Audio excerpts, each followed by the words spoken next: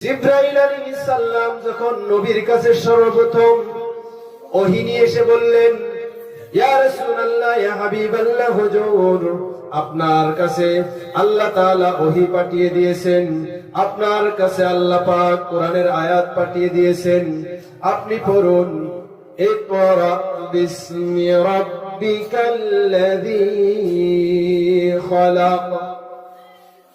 এই 5টি আয়াত, এই সূরার 5টি আয়াত সর্বপ্রথম নাজিল হয়। তো আমার আলোচনার বিষয় যে কোরআনের প্রথম কোন কথার দ্বারা কোরআন নাজিল করা হলো বুঝতে হবে রে মুসলমান। সর্বপ্রথম জিবরাইল এসে নবীকে বলেন, সল্লু, নামাজ পড়ো, সিয়াম, রোজা করো, হজ করো, যাকাত দাও। এইগুলো কোনো একটা কথার মাধ্যমে কোরআন নাজিল হয়নি।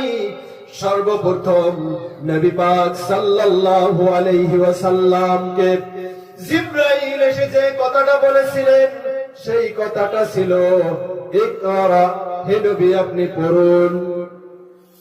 ইকরা, পড়ো। কি কি কথার দ্বারা কোরআন নাজিল হলো? ইকরা, পড়ো কথার দ্বারা কোরআন নাজিল হলো। কি কথা?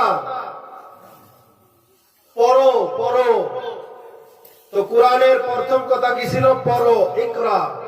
আগে পড়ো, তারপরে বান্দা অন্য কিছু করো।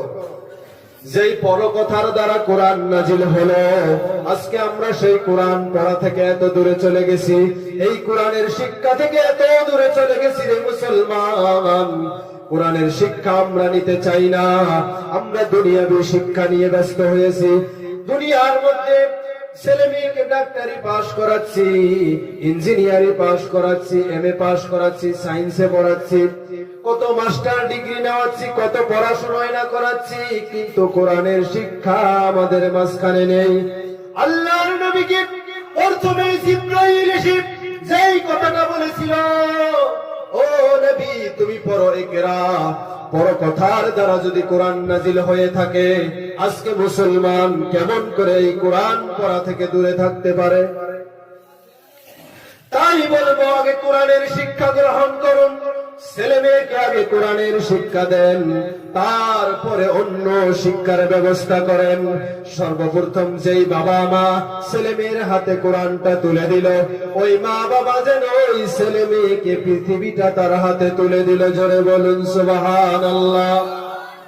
আর যদি কোনো মা বাবা ছেলে মেয়েকে কোরআনের হাফিজ বানায়, ওই হাফিজটা এমন 10 জন জাহান্নামী ব্যক্তিকে, যাদের জাহান্নামে যাওয়ার জন্য অর্ডার হয়েছে, ওই রকম 10 জন জাহান্নামের অর্ডার প্রাপ্ত আসামিকে একজন হক্কানি হাফিজ সুপারিশ করে জান্নাতে নিয়ে যাবে।